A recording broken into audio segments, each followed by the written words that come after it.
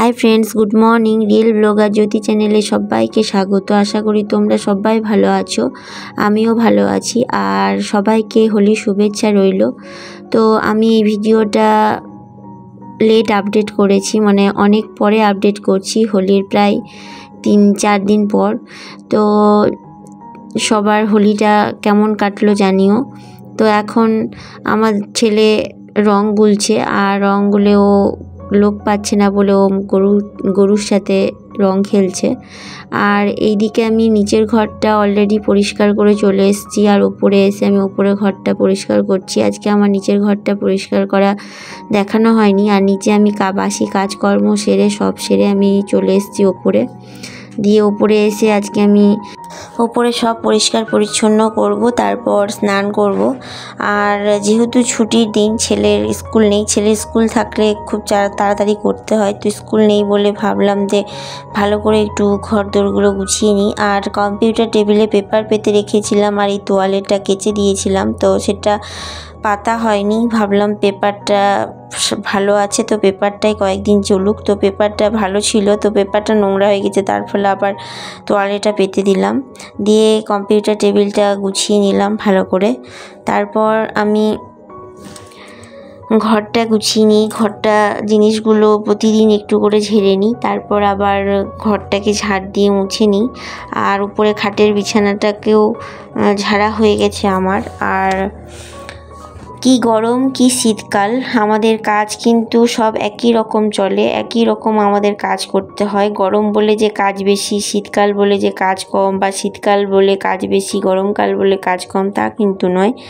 আমাদেরকে মেয়েদের সমান পরিমাণে কি শীত কি বর্ষা কি গরম সব সময় আমাদেরকে সমানভাবে কাজ করে যেতে হয় ঘরের কাজ।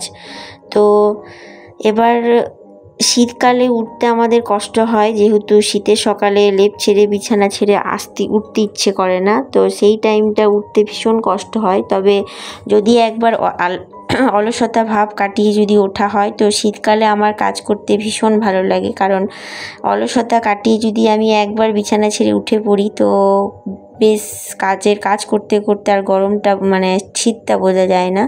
তো আমি ঘরটা গুছিয়ে নিয়েছি, দিয়ে ঘরটা মুছে নিলাম। তারপর এখন ছাদে চলে এসেছি। আর রোজ এই ফুল গাছগুলোতে সকালবেলা করে জল দিই, তা নয়তো একদম শুকিয়ে ঠনঠনে হয়ে যায়। তবুও পাতাগুলো সব ঝিমিয়ে গেছে, এত রোদ। আর বিকেলবেলা করে জল দেওয়া হয় না, এক এক সময় বিকেলবেলা করে যখন কাজকর্ম ছেড়ে ছেলেকে নিয়ে শুয়ে পড়ি, তখন আর মনে হয় না যে উপরে এসে আবার ছাদে গাছে জল দিই। তার ফলে আমি সকালবেলা জল দিই, তো মাটিটা একটু রস রস ভাব থাকে, তার ফলে বিকেলবেলা আর দিই না, একবারে সকালে দিই। দিয়ে ঝাড় দিয়েই গাছে জল দিই। তারপর আমি ছাদটা ঝাড় দিয়ে দিচ্ছি। ছাদটা আমি মাঝে মধ্যেই ঝাড় দিই, তা নয়তো আম পাতাতে মানে এখন তো আমের মুকুল প্রচুর নোংরা হয়। আর যখনই কাপড় মেলতে আসি বা ফুল তুলতে আসি, গাছে জল দিতে আসি, তখন পায়ে যেন খুব লাগে। তার নোংরা হলে ধুলো হলে পায়ে খুব লাগে, আর সেগুলোই আবার ঘরের মধ্যে ঢুকে যাবে পায়ে পায়ে। তার ফলে আমি ছাদটাও মাঝে মধ্যে আমি পরিষ্কার করি। আর আমার সব কিছু যেন টিপটাপ থাকে, বাথরুম থেকে ছাদ থেকে ঘর থেকে সব কিছুই। তো আমি স্নান সেরে চলে এলাম, সব কাচাকুচি ছিল, তো আমি একবারে সকালবেলায় যাবতীয় কাজ সেরে কাচাকুচি করে একবারে স্নান করে বেরিয়ে যাই। তারপরে একবারে রান্নার কাজে ঢুকলে তখন আর বেরোনোর চান্স পাই না, তো ওই জন্য এখন একবারে কাচাকুচি করে নিলাম।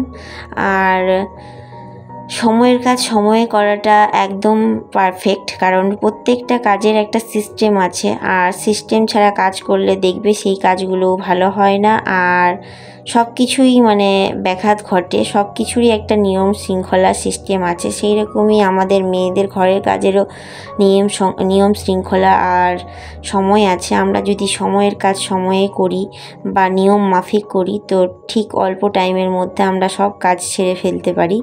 তো সেই রকমই। আর শীতের দিন যেমন অলসতা হয়, কুড়েমি হয়, উঠতে ইচ্ছা করে না, কিন্তু উঠলে বেশ তাড়াতাড়ি যদি ওঠা হয় তো অনেক কাজ এগিয়ে যায়, শীতটা তখন আর গায়ে লাগে না।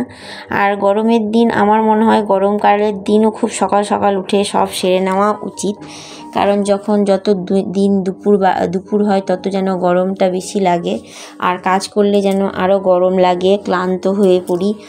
আমার ক্ষেত্রে তাই হয়, ক্লান্ত হয়ে পড়ি, তারপরে প্রচণ্ড ঘাম হয়, ফলে স্যালাইনের ঘাটতি হয়ে যায়, তখন অনেক শারীরিক প্রবলেম হয়।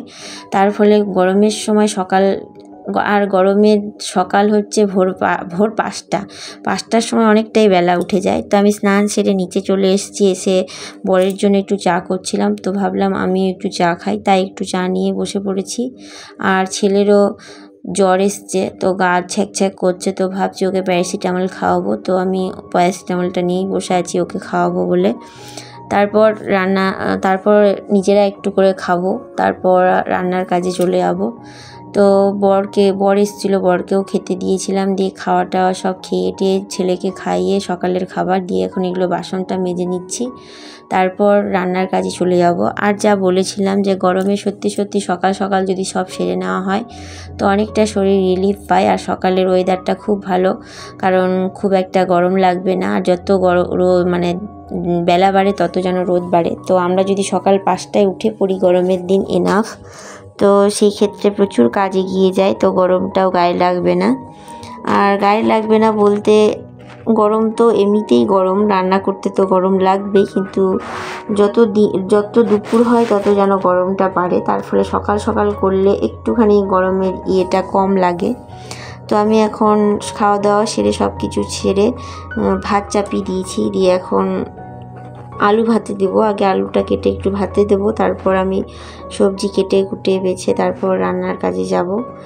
আর জানি না ভিডিওটা তোমাদের কেমন লাগবে, যদি ভালো লেগে থাকে প্লিজ লাইক শেয়ার সাবস্ক্রাইব করো, আর ভালোবেসে আমার পাশে থেকো। তোমাদের একটা লাইক আমাকে পরবর্তী ভিডিও বানাতে খুব মোটিভেট করে, তো প্লিজ আমার পাশে থেকো। আর ছেলে খালি বলছে ভালো লাগে না, তো দেখো আমার পিঠের মধ্যে ঘাড়ের মধ্যে এসে ঝুলছিল। আর সত্যি কথাই বলতে, ওর যখন শরীর খারাপ হয় তখন আমি তো ওকে একটুও টাইম দিতে পারি না, কাজের চাপে ব্যস্ত থাকি, তার ফলে ও আরও বেশি ঘ্যান করে। আর তারপর আমরা দুপুরের খাওয়া দাওয়া সেরে, এটা সন্ধ্যের বেলার ভিডিও, আমি ওকে সন্ধ্যেবেলা একটু পড়াতে বসেছি। তো শরীরটা একটু ভালো ছিল বলে ওকে একটু পড়াতে বসেছি। জ্বর ভাব যদিও ছেলের, তো বললো মাম্মা আমি পড়বো, তো একটুখানি পড়াতে বসেছি। আর দেখো গোটা বিছানা ছড়িয়ে ছিড়িয়ে বই বালিশ সব ছড়ানো ছিটানো, মনে হচ্ছে না যেন এগুলো গোছানো ছিল। তো বাচ্চা থাকলে যা হয়, তো সেগুলো আবার অগোছালো করে, আর আমি গোছাতেই থাকি, ওটাই আমার কাজ সারাটা দিন। তো এখন ছেলেকে পড়িয়ে নিই, তারপরে রাত্রে রান্না করব। তো ও পড়তে চায় না, কারণ একটা বাহানা, পড়তে বসলেই তোর বাহানা।